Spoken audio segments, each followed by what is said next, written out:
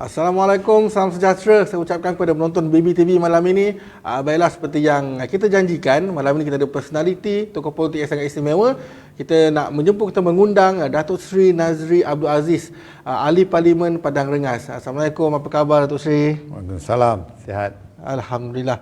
Jadi jika kita mengundang Datuk Seri, kita nak berbicara. Sebelum ni kita nak berbicara, sebelum pilihan raya negeri Melaka, sekarang kita telah pun mengetahui keputusan pilihan raya negeri Melaka, Barisan Nasional menang dengan bergaya 21 kerusi daripada 28 kerusi Dewan Undangan Negeri Melaka.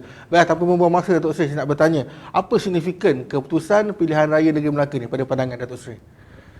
Dia punya signifikannya keputusan PRN Negeri Melaka ni ialah kerana dia mengembalikan keyakinan kepada ahli dan juga penyokong Barisan Nasional, iaitu tidak seperti mana yang kita rasa selepas PRU 14 tahun 2018 dahulu. Apabila BN kalah, kita merasakan agak sukar untuk kita nak kembali menang dalam kerajaan, di negeri ataupun di peringkat persekutuan. Ada yang memikirkan itu mungkin sekali lagi pilihan raya, belum lagi BN dapat pulih. Ada yang mengata 2 kali pilihan raya. Tapi Alhamdulillah, pilihan Melaka ini walaupun bukan di atas kehendak kita, ianya di atas pengkhianatan 2 ahli Dewan Undangan Negeri UMNO, maka PRN Melaka ini berlaku.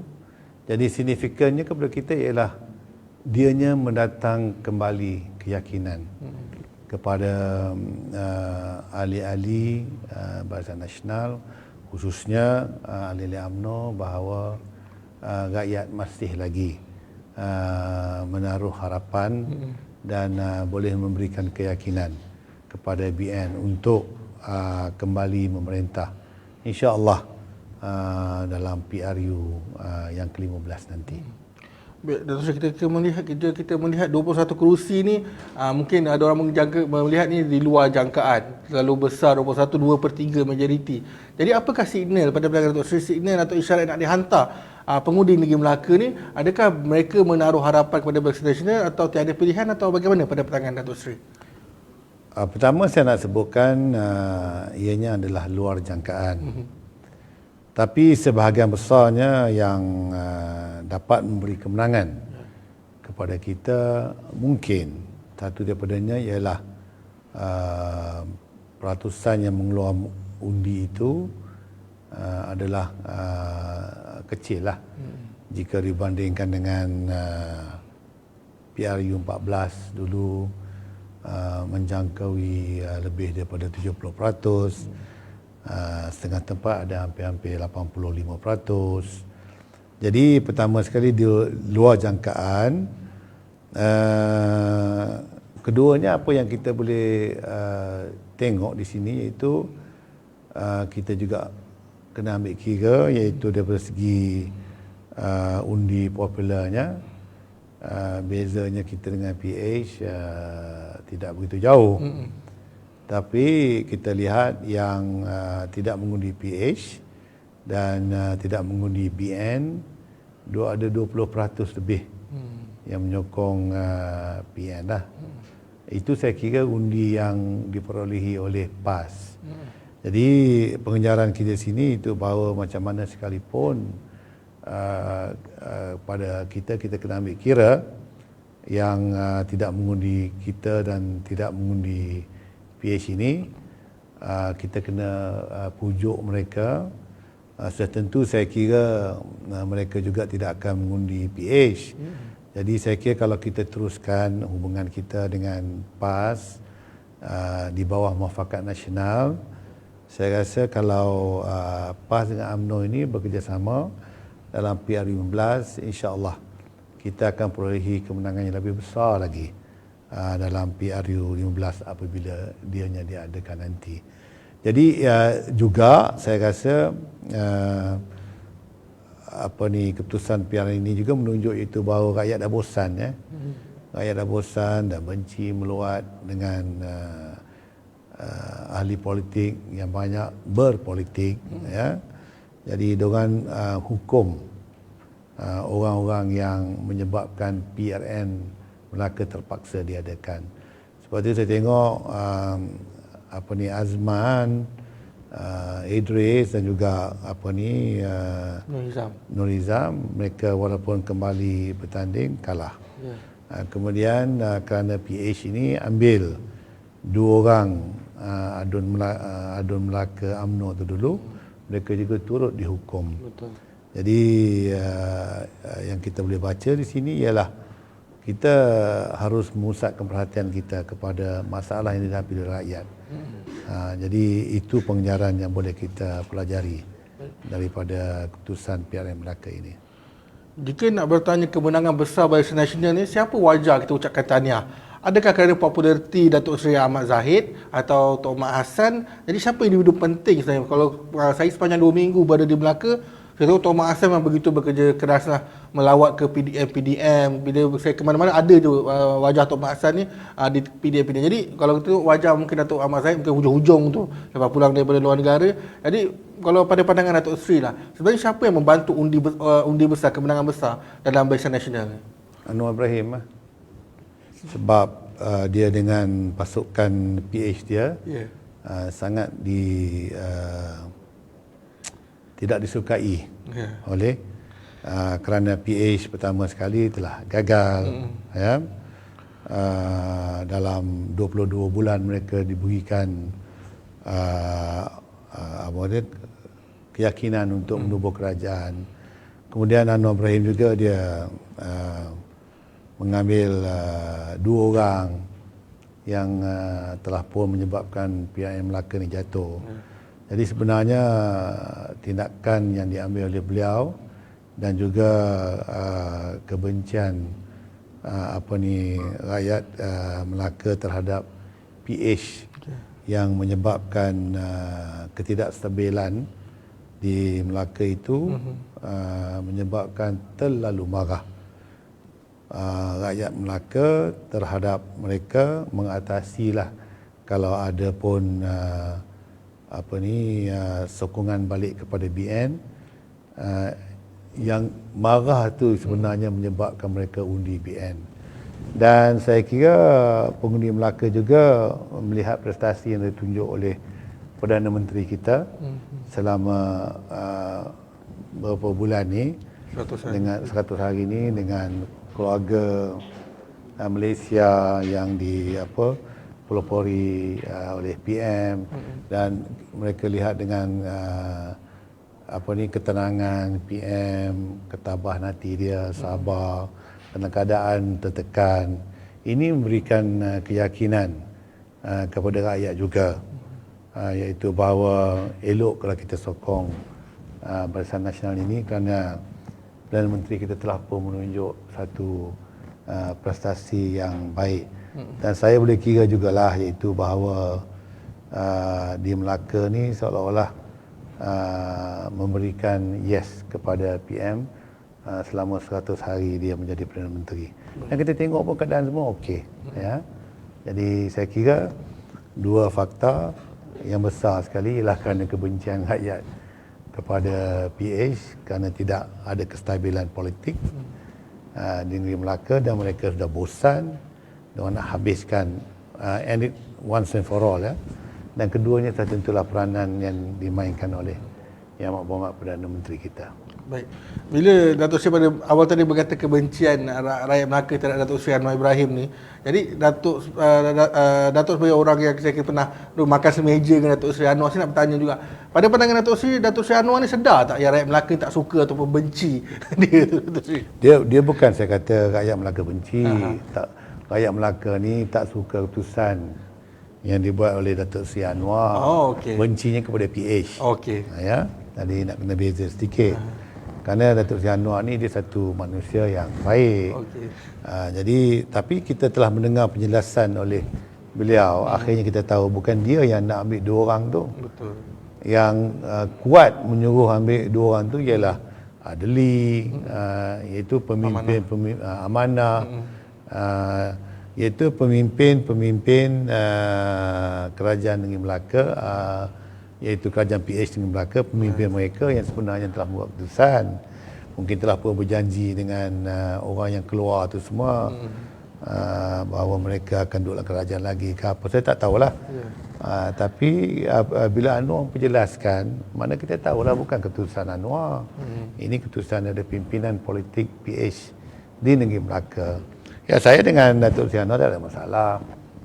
Baru ni pun duduk makan bersama dalam di Parlimen di Pavali yang dianjurkan oleh Persatuan Pemandu-Pemandu Ahli Parlimen. Yang mana pemandu saya aktif dalam persatuan itu. Saya pergi orang kata apa, makan, meraihkan mereka, dan pemandu Datuk Seri Anwar pun bagi tahu ada program tu, dan Datuk Seri Anwar tahu saya ada sana, dia mari sekali lah. Jadi itulah, saya dengan Datuk Seri Anwar tidak ada apa masalah. Baik. Tadi kita menyentuh tentang muafakat nasional. Datuk Seri ada menyebut tentang muafakat nasional.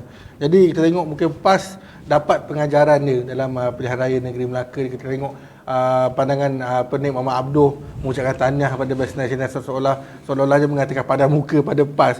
Jadi untuk mengharmonikan muafakat nasional ni, adakah Datuk Seri berasa muafakat nasional perlu didaftarkan agar dia jadi boleh ditandingkan untuk pilihan raya, atau jadi ikatan longgar, atau bagaimana pandangan Datuk Seri? Ya, saya ingat tak perlu didaftarkan, sebab saya rasa strategi kita dalam muafakat nasional iaitu masing-masing parti dalam PRU akan datang akan menggunakan lambang masing-masing. Kalau calonnya itu BN akan guna lambang dacing. Kalau lambangnya itu calonnya itu PAS, pakai lambang PAS. Jadi Bulan dengan dacing ni sudah pun sebati dengan majoriti orang Melayu di peringkat grassroots ni. Kita tengok sendiri apabila PAS bertanding di atas PN, kalah. Satu pun tak menang. Jadi maknanya strategi mendaftar dan menggunakan satu lambang jelas ditunjuk oleh pihak yang Melaka gagal. Sebab itu pada kita lebih baiklah kita sebagai manusia, orang Melayu, agama Islam, tak payahlah kita nak daftar-daftar. Asalkan kita bersetuju, manusia ni pegang dia janjilah. Asal kita setuju, kita kerjasama, pastikan apabila dacing bertanding jangan ada lambang bulan. Apabila bulan bertanding jangan ada dacing. Tapi baru-baru ni saya rasa macam pucuk pimpinan PAS terikat sebenarnya sebab dia daftar. Jadi mereka tidak akan dapat memperjelaskan, kalau dah satu bersama dalam Perikatan Nasional, mengapa bertanding lain-lain simbol? Itu satu. Nombor dua, kalau dah bersama daftar sebagai sebuah orang kata badan politik, macam mana kat bawah pula PAS bertanding bersendirian, tak sama dengan PN? Ni apa maknanya? Jadi sebenarnya PAS tidak ada pilihan PRN baru ni. PRN Melaka baru ni pun bukan satu benda yang dijangka akan berlaku. Tak dijangka. Maka dalam hal yang demikian, saya berpandangan iaitu PAS tidak ada pilihan melainkan untuk bersama dengan Perikatan Nasional kerana benda terkejut. Tapi sebenarnya kalau kita ada masa lagi, insya-Allah kita mahukan kalau boleh PRU 15 ni diadakan pada akhir tahun 2023. Jadi kita boleh duduk berunding dengan PAS. Mungkin dalam masa 2 tahun ni politik ni dinamik, macam-macam berlaku. Tapi saya pendirian saya tetap iaitu bahawa untuk kepentingan Melayu dan juga Islam, sememangnya PAS dengan UMNO tidak boleh tidak bekerjasama. Mesti bekerjasama. Itu pandangan saya. Dan saya akan ikhtiar dan akan teruskan hubungan yang cukup erat di antara kami ahli-ahli parlimen yang berada di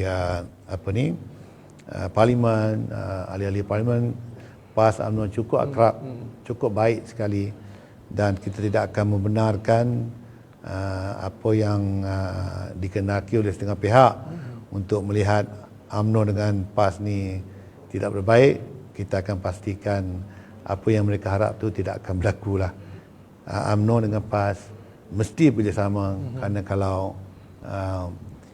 dalam pilihan raya Dacing bertembung dengan Bulan, itu memberi secara optiknya kepada orang Malaysia bahawa PAS dengan UMNO ni memecahkan, berpecah. Dan bila PAS dengan UMNO berpecah, mana Islam berpecah. Ini yang kita tak mau bagi optik kepada rakyat Malaysia. Sebab itu kita suka tak suka mesti PAS dengan UMNO mesti bekerjasama dan memperkuatkan MN. Saya nak bertanya Dato' Sri, berdasarkan keputusan Dato' Sri mention PAS tak menang sebarang kerusi. Pada pandangan Dato' Sri, adakah PAS ni dah belajar? Dan saya tertarik pada kenyataan-kenyataan awal Dato' Sri ketika menyanggah Muafakat Nasional tu. Okey, dia punya situasinya bagaimana nanti jika Muafakat Nasional berjaya, jika PAS bertanding di Padang Rengas, adakah Dato' Sri akan merestui perkara itu berlaku? Mungkin Dato' Sri dia tidak akan berlaku di Padang Rengas, sebab kita sudah ada formula antara UMNO dengan PAS. Kenapa? Kerana kita punya formula ialah kursi dalam PRU15 itu dimenangi oleh incumbent tu, maka parti incumbent tu bertanding situ. Jadi macam saya di Padang Rengas, parlimennya saya bertanding, UMNO menang, BN, dan stiknya dua-dua dimenangi oleh UMNO. Maka tidak berbangkitlah soal kursi ini akan dipertandingkan oleh PAS. Jadi pada saya tidak ada masalah. Cuma yang mungkin ada masalahnya ialah di Perlis, di Kelantan, di Terengganu dan Kedah. Itu mereka kena selesailah. Jadi daripada segi saya tidak ada masalah. Kalau kita berjaya dengan MN ini, maka tidak bangkitlah, iaitu bahawa PAS akan bertanding di Padang Rengas.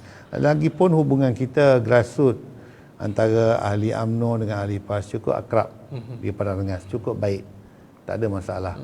Saya dengar ada kenyataan yang dibuat oleh setengah-setengah ketua bahagian UMNO, dia kata dah bosan dengan saya ingat itu kawasan dia lah. Kawasan saya tak ada. UMNO dengan PAS sama-sama Melayu, sama-sama Islam, kita cukup baik dan akrab di Padang Rengas. Baik. Kita nak berbalik pada keputusan pilihan raya negeri Melaka tadi. Kita tengok Pakatan Harapan sekadar menang 5 kerusi je. Bertanding 28 menang 5, DAP bertanding 8 menang 4, Pakatan Keadilan tak menang langsung, Amanah daripada 9 menang 1. Jadi pada bacaan Dato' Sri, apa sebenarnya yang dah berlaku pada Pakatan Harapan di pilihan raya negeri Melaka? Saya sendiri tidak tahu. Cuma saya rasa bahawa ini rakyat di negeri Melaka ni sudah pun mengalami 22 bulan pentadbiran PH. Jadi mungkin mereka tepuk dada dan selera, mereka memahami bahawa mereka menghadapi banyak masalah, khususnya sebagai orang Melayu beragama Islam, mungkin tidak begitu selesa dengan apa yang berlaku semasa pentadbiran PH dulu selama 22 bulan. Dan ini mungkin menyebabkan mereka tak sokonglah PH ini, kerana lebih banyak bercakap saja. Sebenarnya jatuh di peringkat pusat pun kerana pengkhianatan di antara pemimpin mereka sendiri. Kita tahu bahawa Mahathir khianat Anwar untuk memberi jawatan Perdana Menteri. Dia duduk dah seronok, dia tak mau bagi pula. Jadi pengkhianatan ini berlaku sama mereka. Jadi kalau sesama mereka pun tidak percaya, macam mana pengundi rakyat negeri Melaka nak percaya dengan mereka? Maka mereka lebih berkeyakinan dengan BN. Apatah lagi sekarang ini Perdana Menterinya ialah orang UMNO, BN, telah berjaya sedikit sebanyak mengurangkan jangkitan COVID, memulihkan sedikit ekonomi negara. Jadi itu baru 100 hari. Bagilah kita sampai 2023, insya-Allah kita akan pusat perhatian kita untuk lawan dengan COVID dan juga untuk memulih ekonomi, insya-Allah. Rakyat, kalau kita berjaya, rakyat akan meneruskan beri sokongan kepada kita. Sebelum saya nak bertanya tentang nasib dua adun Perikatan Nasional dari Bersatu ni. Wajar ke kerajaan negeri Melaka Perikatan Nasional menerima dua adun ni untuk mungkin legitimasi ataupun menambah sokongan? Bagaimana pandangan Datuk? Saya tidak bersetuju dengan hopping, ya. Dan harapan saya lah, iaitu bahawa kalau boleh tak salah, ya, biarlah mereka duduk sebagai pembangkang. Kalau mereka lari pula nanti kan dah tinggal berapa pembangkang ni. Jadi kalau dah rakyat membuat keputusan, janganlah buat kali kedua kita membuat pengkhianatan lagi, ya. Cukuplah. Maknanya masa PR15 dulu berlaku hopping, rakyat marah. Jadi kalau tanya kepada saya, kalau boleh tak usah terima lah, ya. Maknanya kita kena menghormati keputusan yang telah dibuat oleh pengundi. Jadi yang terbaik sekali kita tak usah bincang pun. Kalau sekalipun rasa nak sokong saja kita punya, orang kata, enactment, rang undang-undang. Tapi janganlah tinggal parti mereka dan masuk kepada BN. Kerana kalau BN menerima sekalipun, itu menunjuk bahawa kita tidak menghormati keputusan yang dibuat oleh rakyat. Jadi kepada saya, sebaik-baiknya tak usah bincang pun. Apa yang rakyat putuskan, hormatilah. Tapi tak nampak macam kejanggalan ke? Di pusat bekerjasama dengan Bersatu PN, tapi di negeri tidak ada hubungan begitu di Melaka? Ya, saya ingat ini kematangan politik. Sebab kalau kita tengok di negara Jerman, perkara ini berlaku, ya. Kita ada tengok diorang ni ada banyak coalition. Ada Social Democrat Party lah, ada Free Democrat, ada Christian Democrat, macam-macam lah. Ada Green. Dan kalau tengok kita lihat kepada keadaan politik di sana, ya. Di peringkat pusat diorang bergabung. Tapi di negeri juga mereka ada kuasa mereka. Dan di peringkat negeri itu mungkin dia nak tubuh kerajaan, terpaksa bekerjasama dengan parti yang mungkin menjadi pembangkang di peringkat pusat. Sebab di negeri pun ada kuasa. Sama juga dengan kita. Jadi kepada saya, ini kematangan politik. Mungkin kita rasa ganjal, tapi akhirnya nanti kita akan dapat pelajari itu bahawa inilah political convenience.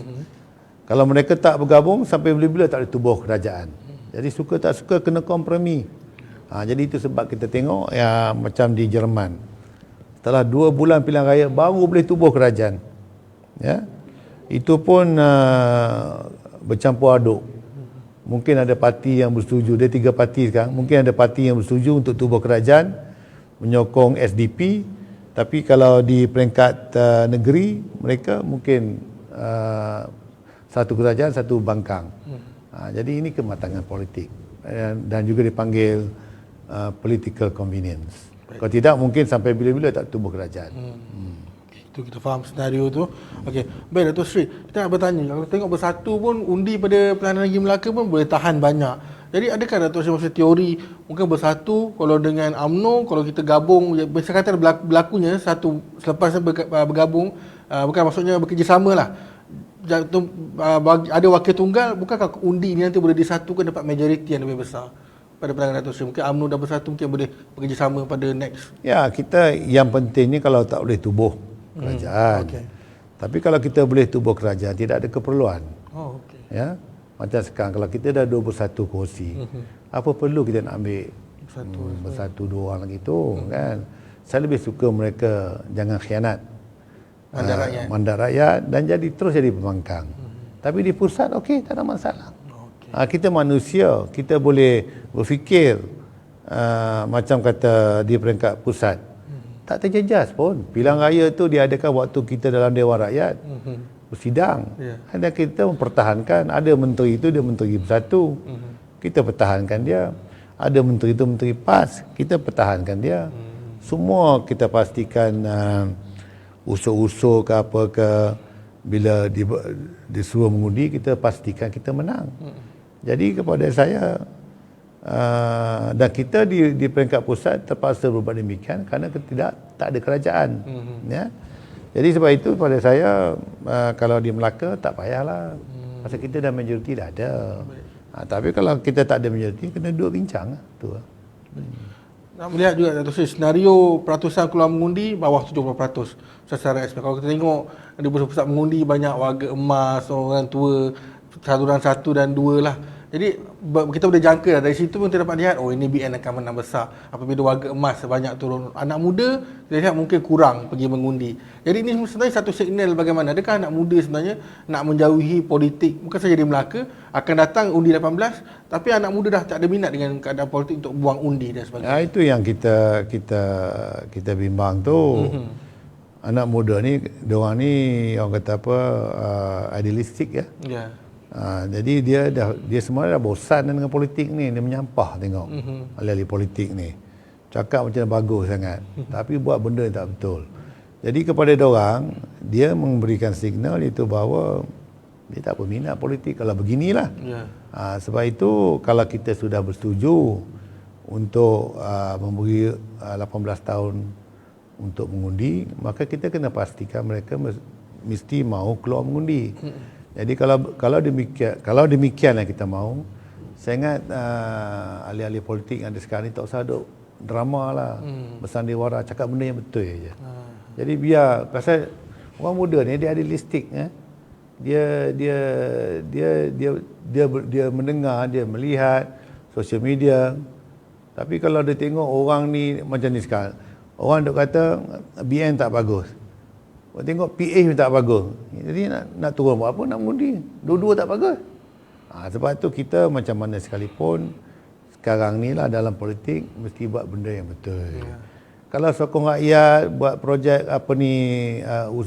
undang-undang, nak tolong rakyat, buat betul-betul. Jangan berlakon. Ini saya tengok banyak berlakon. Buat lain, cakap lain, buat lain. Buat lain, cakap lain. Jadi orang muda dia fed up. Dia suka cakap betul-betul. Jangan duk main-main. Jadi kalau dia tengok, kalau ada hari tu kata PRU 14, BN tak bagus. Ini sekarang pula PH pun tak bagus. Yeah. PM tak bagus. Nak keluar mengundi apa? Walaupun ada percubaan oleh Ibrahim Ali untuk nak letak orang kata apa yang aliran yang ketiga, semua hilang deposit. Betul. Jadi saya ingat kita kena takbir betul-betul. Sebab orang muda dia melihat, dia tak suka dah you berlakon-berlakon ni. Cakap benda betul, buat benda betul. Ya. Bila Datuk Seri menggambarkan anak muda ni rasa macam dah muak ataupun suka nak pilih parti politik mana. Jadi pejuang kabarnya pada PRU 15 akan nak bertanding di semua bersama dengan warisan, nak kabarnya akan bentuk satu gabungan nak bertanding di semua kerusi parlimen dan DUN. Jadi pada pandangan Datuk Seri, adakah pejuang ni akan jadi satu wadah alternatif mungkin pada pengundi atau anak muda pilihan untuk pilihan raya nanti? Pejuang anak muda apa yang memimpin itu 56 tahun, orang tua. Dia pejuang apa? Jadi, dan pada saya dia pemecah, dia bukan pejuang. Sebab dia daripada UMNO dulu. Yeah. Dia yang buat kucak kacir tu. Dia yang menjatuhkan UMNO BN. Jadi lagi orang muda pun dah kena tipu. Masa PRU 14 dengan berlakon, gambar, menangis semua kan. Rakyat dah fed up sebenarnya. Jadi saya tidak nampak. Saya tidak nampak pejuang boleh buat apa.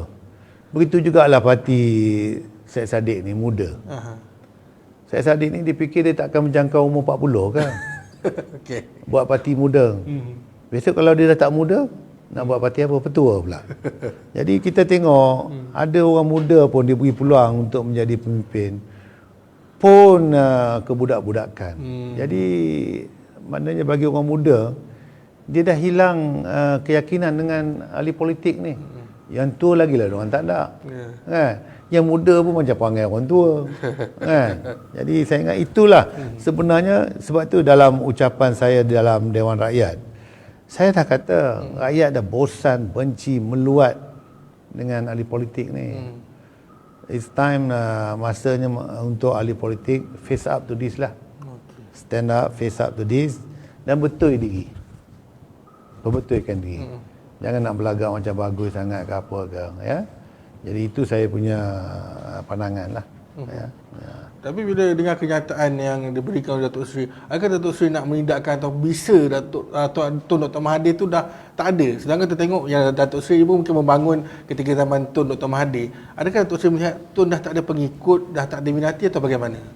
Apabila dia dah keluar UMNO berkali-kali, lawan, dia dah makan dia punya apa, orang kata apa, dia punya bisa dia ke apa ke. Sebab dulu masa dia dalam UMNO, you putarlah balik ucapan dia, betapa penting dia cakap UMNO ni jangan berpecah.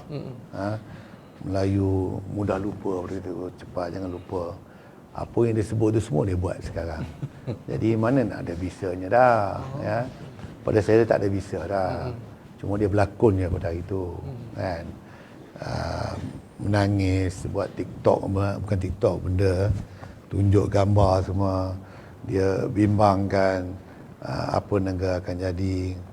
Itu semua berlakon saja. Sebab oleh kerana dia berlakon, sebab tu dia tak ada bisa lah. Orang tak heran dah. Macam mana dalam Dewan Rakyat, dia seorang yang orang lama, pernah jadi Perdana Menteri 22 tahun, bila berucap kena serang orang ahli parlimen lain. Bagus ke tu? Tapi benda tu bukan, jangan salahkan kepada ahli parlimen lain. Benda tu berlaku kerana dia yang menempah. Dia yang buat benda yang dia keji dulu waktu dia Presiden UMNO. Tapi yang dia keji itulah yang dia buat. Jadi kalau dalam parlimen dia berucap, dia jangan fikir dia tidak akan diserang, sebab tak bolehlah ada dua undang-undang peraturan dalam Dewan Rakyat. Kalau dia bucak, kita tak boleh sentuh dia. Mana boleh. Sebenarnya dia telah melanggar segala apa yang dia telah ajar pada kita. Jadi saya tak akan ikut dia, walaupun saya murid dia dulu. Saya tengok dia buat banyak salah. Saya tak akan ikut dia. Daripada pandangan Datuk Seri, adakah Tun ni dah tiba masa untuk bersara, berehat, mahu kata apa, bersara sebagai seorang statesman, negarawan? Bagaimana pada pandangan Datuk Seri? Mungkin dia penggal terakhir, jadi ahli parlimen Langkawi, ada kabarnya nak bertanding lagi sebagainya. Saya cuma boleh cakap ni je lah. Kalau dia cerah nak suluh apa lagi? Itu Obvious. pesanan mudah lah. Baik. So kita nak beralih kepada pilihan raya negeri Sarawak. Bagaimana Datuk Seri meramalkan pilihan raya negeri Sarawak? Ada orang lihat gabungan Parti Sarawak JPS yang akan menang besar. Jadi adakah Barisan Nasional di Semenanjung ni akan memberi bantuan turut sama kempen? Mungkin bagaimana perjalanannya nanti, Datuk Seri? Kita dulu, tak tahu lah, ini pandangan saya. Pandangan parti saya tak tahu, saya bukan pimpinan parti. Tapi kita tidak ada sebenarnya apa-apa alasan sebab untuk turut berkempen di Sarawak. Kerana Barisan Nasional dah tak ada sana. Mereka akan bertanding bawah GPS dan ada lambang baru. Dan saya fikir pun orang Sarawak pun tak mahu orang daripada luar Semenanjung datang berkempen. Saya rasa mereka berkebolehan untuk menyelesaikan masalah mereka sendiri. Dan saya yakin bahawa GPS akan menang dan boleh menubuh kerajaan, insya-Allah, dalam PRN Sarawak 18 bulan nanti. Bila bercerita tentang JPS, gabungan Parti Sarawak ni, sebab bila kita nak bagikan, bukan kita nak kata salah bagi autonomi yang penuh, tapi bila ada satu JPS ni, maksudnya kata nak satu hari Pakatan Harapan menang, mereka akan berpihak pada Pakatan Harapan. Nanti bila Barisan Nasional menang, mereka akan berpihak pada Barisan Nasional. Maksudnya tidak firm diorang punya pendirian tu pada pandangan Datuk Seri. Dalam politik ni kita akan membuat keputusan yang menguntungkan kita. Jadi kepada saya, apa yang dilakukan oleh GPS tu betul. Okey. Sebab kepada mereka pembangunan negeri Sarawak itu adalah sangat penting. Apabila bercakap tentang pembangunan, maka mereka suka tak suka mesti berbaik dengan kerajaan pusat. Ya. Dan kalau kerajaan pusat itu yang orang kata apa, sehaluan dengan mereka, maka mereka kena sokonglah. Tapi masa PH dulu tidak sehaluan, mereka tak sokong. Mereka bersama dengan BN. Tapi apabila ada kerajaan yang sehaluan dan boleh menubuh sebuah kerajaan di pusat macam bawah PN, diorang masuk. Jadi kepada saya sudah tentu parti politik akan membuat keputusan yang boleh menguntungkan kawasan yang mereka menang dalam pilihan raya. Tak ada gunanya kita menang pilihan raya kemudian kita tak dapat peruntukan. Jadi kepada saya keputusan dibuat oleh mereka itu betul. Ya, kerana yang paling terdekat di hati mereka ialah untuk membangunkan negeri Sarawak. Jadi kalau hari ini katalah, tapi bukan semuanya parti dia bergabung. PH dulu form government, dia orang tak bergabung. Dia tak, dia remain as pembangkang dan dia mentadbir negeri dia sendiri. Dan dia ada hasil dia sendiri sebagai kan dia wilayah besar. Tapi kalau ada kesempatan untuk bersama dalam parti dengan orang yang sehaluan, mereka masuklah. So keputusan mereka inilah berdasarkan kepada apa yang boleh menguntungkan mereka. Saya ingat dalam politik semua parti macam tu. Okey, PAS pun buat keputusan kerana menguntungkan mereka dalam PRN baru ni. Jadi itu biasa. Itu biasa. Tak usah cakap tentang GPS. Orang UMNO pun tengok tak untungkan bila kita kalah saja. Tinggal macam Mas Amiati menang atas UMNO. Bila ni lari. Jadi janganlah kita marah pada GPS sebab orang UMNO sendiri pun buat macam tu. Kan? Itu biasalah. Baik, di situ kita rasa macam merindui atau kita menghargai pengorbanan Tun Ghaffar Baber kan, dia membawa UMNO ke Sabah kan. Saya itu bukan satu tugas mudah tapi berjaya membawa UMNO ke Sabah. Jadi pada pandangan Datuk Seri, UMNO dah bukanlah berjaya tapi memasuki Sabah, bolehkah atau perlu ke UMNO pula di Sarawak? Tak perlu. Tak perlu. Tun Ghaffar Baber legend kepada saya. Dia seorang legend. Setiap ahli UMNO harus menghargai pengorbanan Tun Ghaffar. Betul. Ya. Kemudian bercakap tentang tadi perlukah kita masuk ke Sarawak? Tak perlu. Kita mesti menghormati rakan-rakan parti di Sarawak. Di Sabah kita masuk kerana ada permintaan daripada parti di Sabah untuk kita masuk kerana mereka tidak berpuas hati dengan PBS. Tapi di Sarawak tak ada perlunya. Mereka mentadbir dengan baik. Ya. Dan saya tengok parti pesaka ya, parti pesaka benda oleh Ketua Menteri. Okey, tak ada masalah. Dia bergabung baik. Dia ada orang Dayak, Bidayuh dengan dengan Iban. Dia ada Melanau, dia ada Melayu dan dia bergabung dengan parti-parti Cina. Dia bagus, dia pun tahu apa nak buat. Sebab kita kena ingat keadaan di Sarawak tu jauh berbeza dengan keadaan di Semenanjung. Mereka benar-benar Malaysia. Kita ni di Semenanjung lain sikit. Jadi tak perlu pada saya untuk BN pergi ke sana. Biar kita serah pada diorang menang, kita kerjasama. Lagi senang. Kita pun tak payah keluar duit lah. Terbang ke sana. Kalau kita BN semua sikit sebanyak kena keluar juga duit. Tapi diorang okey, diorang very orang kata bebas, merdeka. They very independent lah. Ya.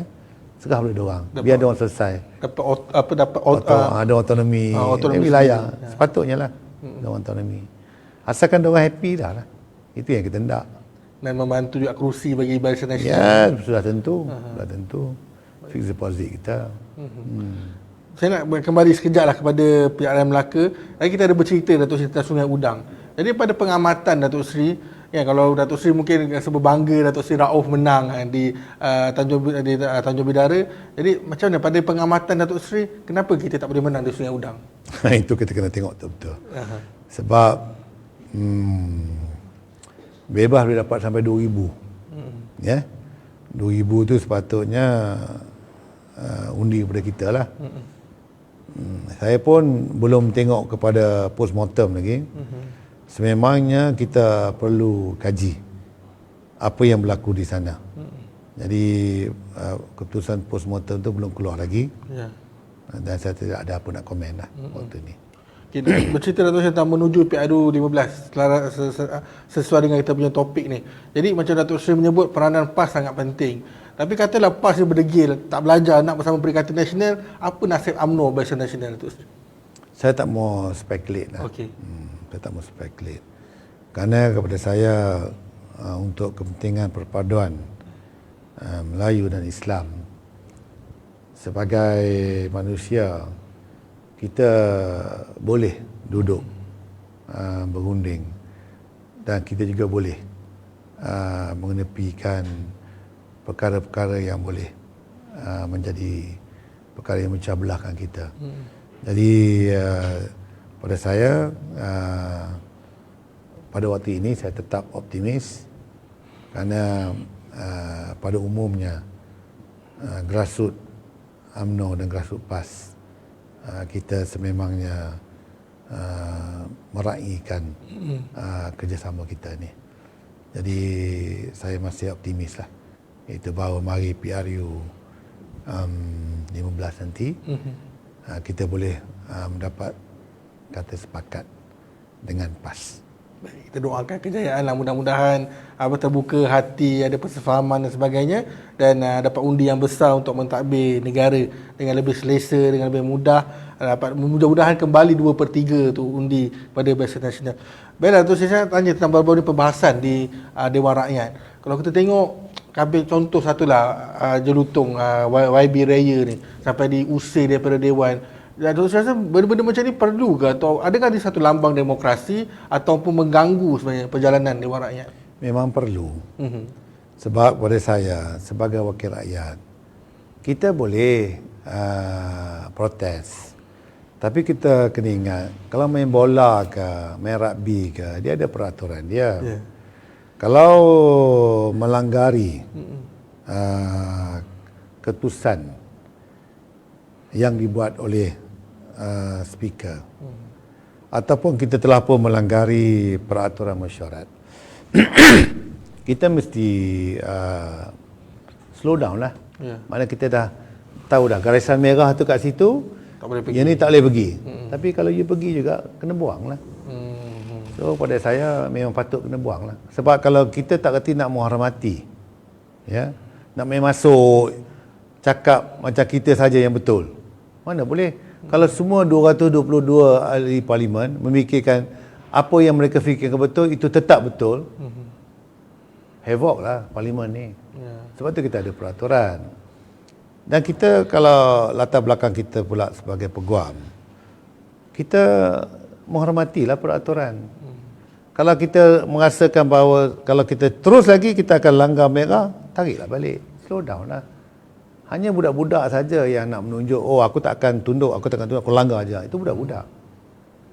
Saya kalau saya bucak pun sampai masa kata 5 minit, bunyi apa tu, jam tu dah bunyi, dan apa ni kata speaker kata sila rumus, berhentilah. Siapa saya nak langgar? Special ke saya ni? Kalau 5 minit saya nak ucap 10. You siapa? Susahlah kepada speaker nanti. Kalau dia bagi pada ada favoritism pula.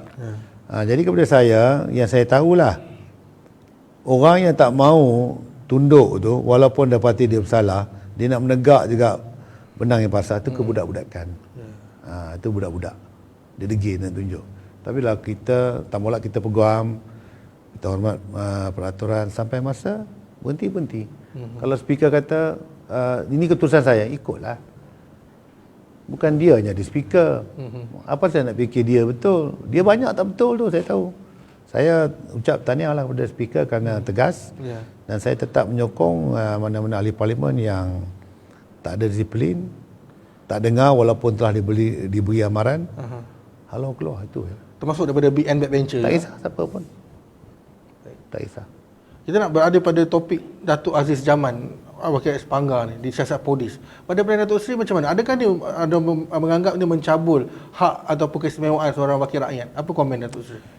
Pada saya punya pandangan lah, dia ada dua perkara. Satu, kenyataan daripada Datuk Aziz. Kedua, tindakan yang diambil oleh polis. Ya, ada dua isu yang berbeza. Pada saya lah, apa yang disebut oleh Yang Berhormat Sepanggar tu sebenarnya tak boleh sebut. Saya masih ingat lagi kes Mark Coding ke apakah, yang minta dalam dewan supaya sekolah Cina ditutup. Akhirnya saya tak tahu apa jadi, tapi dia telah pun didapati bersalah dan hilang kursi, hilang seat dia. Ya, dia ada benda yang tidak boleh kita sebut. Macam saya sebut tadi lah, dia ada red line. Kita boleh minta apa saja daripada kerajaan, pertambahan, peruntukan ke, tapi red line dia tu ialah tidak boleh melepasi dengan menyebut bahawa akan keluar daripada Malaysia. Saya satu orang yang cukup liberal. Tetapi kalau mana-mana kenyataan yang boleh disabitkan dengan menghasut untuk memberi sama ada amaran. Amaran tu serupa lah. Mana boleh bagi amaran kata kalau tak buat kami akan keluar. Itu tak boleh tu. Saya walaupun liberal macam mana sekalipun, kalau ada sebutan yang nak memecahkan Persekutuan Malaysia, perang tu. Sebab kalau kita tengok macam kata, dan sebenarnya itu mungkin dia boleh dianggap sebagai treason, ya. Treason, ya. Treason ni bahaya. Bahaya, ya. Sebab kalau jatuh hukuman salah, berat tu. Jadi mungkin dia orang muda, dia tak faham. Tapi pada saya tak boleh. Itu pertama.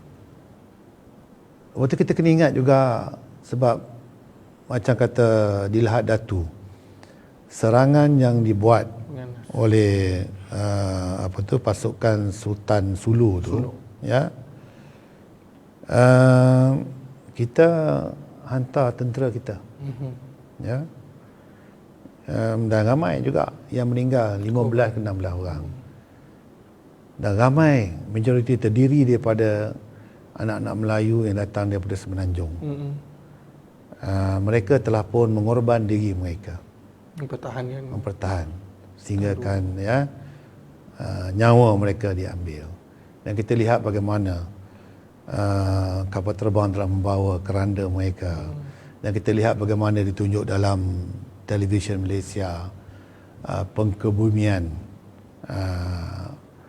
tentera-tentera ini yang terdiri daripada anak-anak Melayu daripada Sungai Besar, daripada Kemunting, daripada, saya ingat di Negeri Sembilan pun ada. Diorang ni mati untuk apa ni? Untuk mempertahankan tanah air Malaysia yang termasuk Sabah. Jadi jangan kita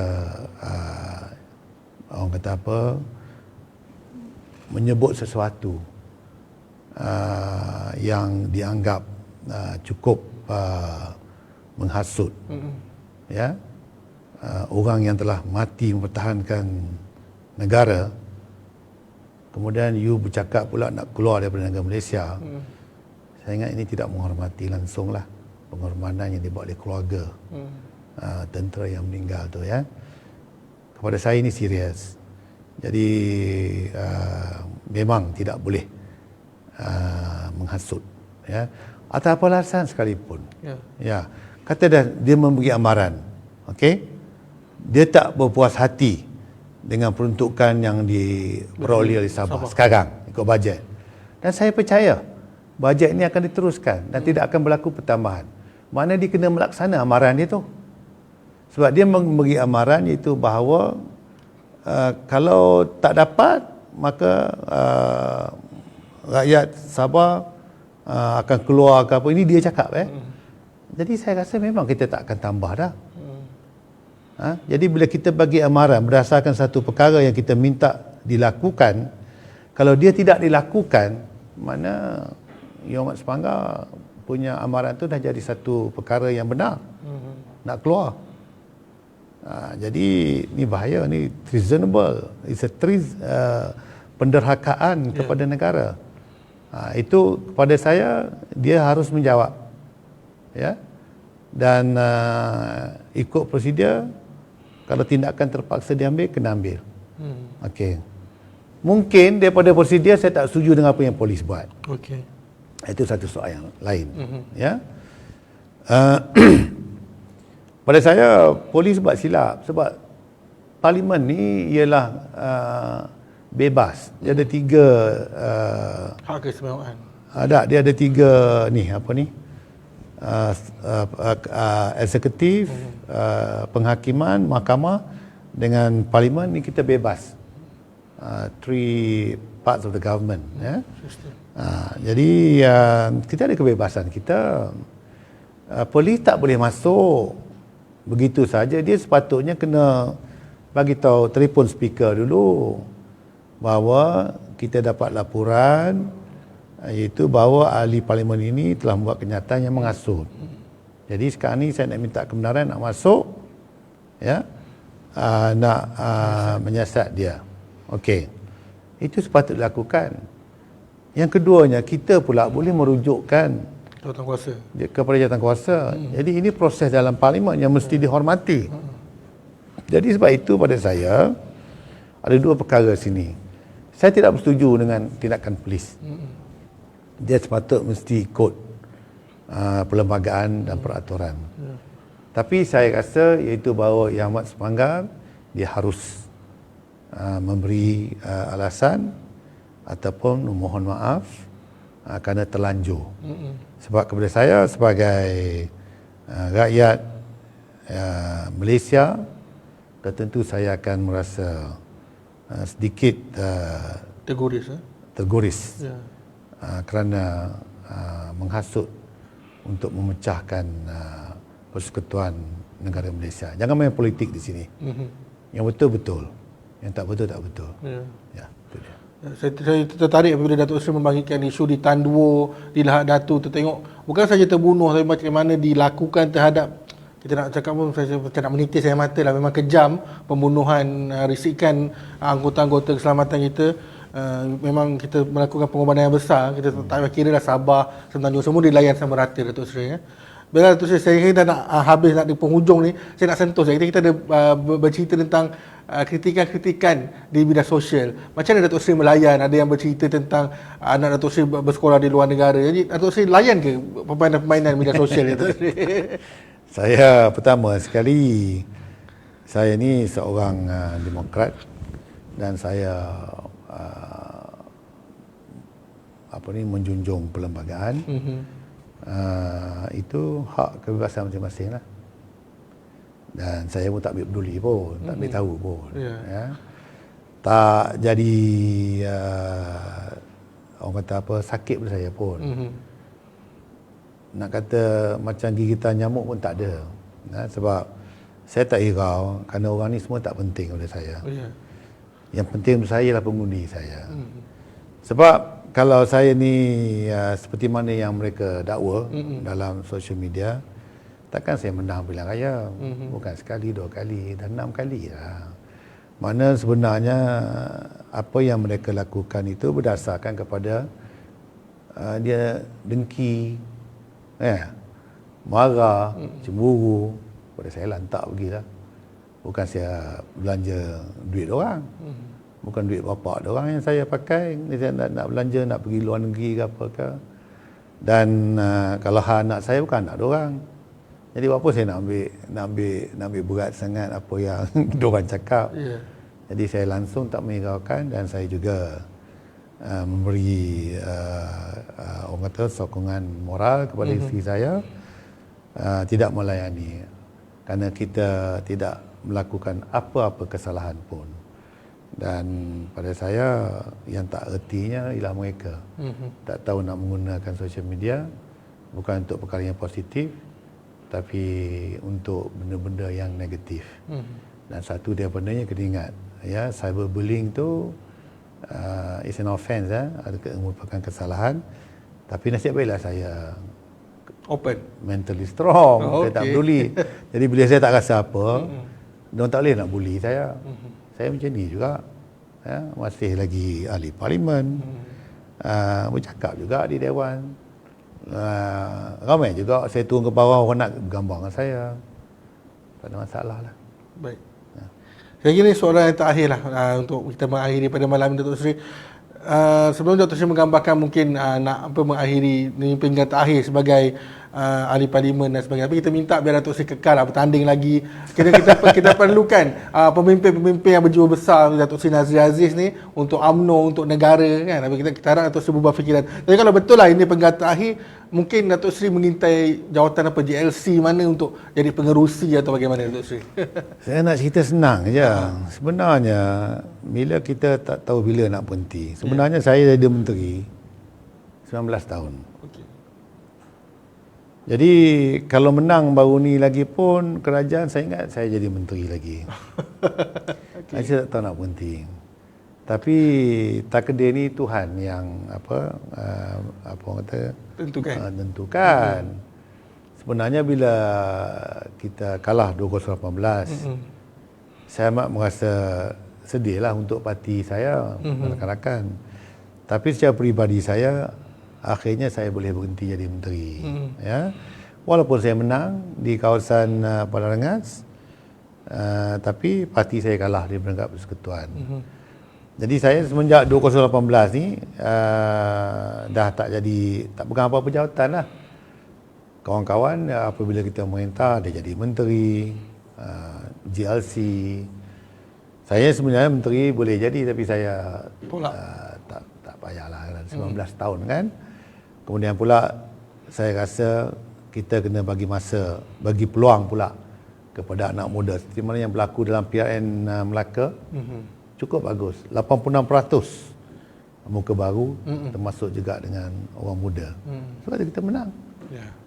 Selagi kalau kita tak turun, selagi itulah susah orang nak masuk. Saya dalam politik 43 tahun, lama. Dan jadi ahli parlimen pun dah, kalau habis term ni 29 tahun. Kalau menteri dah 19 tahun. Musim mara 5 tahun. Jadi kalau benda-benda timbalan menteri 5 tahun, kalau saya duk pegang terus, sampai bila ya orang muda nak masuk? Dan saya tak boleh kata diorang tak ada pengalaman. Saya umur 36 jadi pengurusi marah. Mengapa generasi muda sekarang, zaman sekarang juga tak boleh jadi pengurusi marah? Kalau saya zaman 30 berapa tahun, 31 tahun dulu, saya boleh jadi pengurusi marah. Mengapa diorang tak jadi pengurusi marah? Di peringkat umur yang muda. Mereka tidak boleh jadi sebab kita tak bagi peluang. Kita tak kosongkan kursi. Jadi saya ingat sampai masa kalau kita tak bagi, orang tak akan jadi. Ya. Kalau nak tunggu katalah sampai ada satu orang tu boleh jadi ahli parlimen macam saya, mungkin sampai bila tak boleh, kita tak tahu. Jadi sebab itu saya kemudian pula lepas PRU 14 tu, bila tak pegang apa jawatan, saya dah mula relax. Saya boleh pagi-pagi tak payah nak fikirlah 9:30 nak masuk pejabat. Ni kalau dulu tension, 9:30 kena masuk, kena jumpa dengan orang, dengan rakyat semua. Jadi sekarang saya masa saya saya relax. Macam kata pagi-pagi masuk parlimen, saya tak payah masuk pagi dah, saya masuk dalam pukul 12 kan. Kalau saya berucap, turn saya pagi saya pergi. Kalau tidak, saya relax. Tapi saya hadir. Jadi, saya telah merasa 3 tahun ni satu kebebasan yang tidak pernah saya rasa sebelum ni. Jadi ini menyebabkan saya fikir banyak kali, dan saya rasa kebebasan saya dapat selama 3 tahun ni kalau boleh saya nak teruskanlah. Nak kecapi lah. Nak kecapi lah kenikmatan kebebasan yang saya ada pada hari ini. Tapi dalam masa yang sama saya boleh contribute. Saya aktif berbahasan dalam parlimen dan isu-isu penting kan. So saya seronok mengecapi kehidupan begini. Sebab itu saya rasa saya buat keputusan betul lah. Datuk Sri, maafkan saya ada masa kecederaan ni daripada Datuk Syamsul Bahrain Ismail, CEO founder Big Blue. Dia baru WhatsApp dan minta tolong tanya. Soalan dia begini, banyak kali Big Blue Taxi selaku founder industri taksi biru dari zaman Datuk Seri Nazri, tetapi apabila MCO melanda, seluruh industri taksi betul-betul diingkup dan banyak sudah dihantar ke Perdana Menteri, MOT, MOF, tidak diberi laluan. Kenapa kerajaan tidak mengambil berat buat kami ingin jump start dan transform kembali operasi dan industri tidak diambil berat? Itu soalan dari Datuk Syamsul Bahrain. Ya, macam inilah saya ingat sudah tentu bidang ini terletak kepada menteri yang berkenaan lah. Ya. Dan tertentu walaupun surat dihantar kepada Yang Amat Berhormat Perdana Menteri, dia terlalu banyak Proses. bukan proses, dia terlalu banyak yang yang terpaksa dihadapi. Yang sepatutnya macam benda ni mesti diselesaikan oleh menteri berkenaan lah.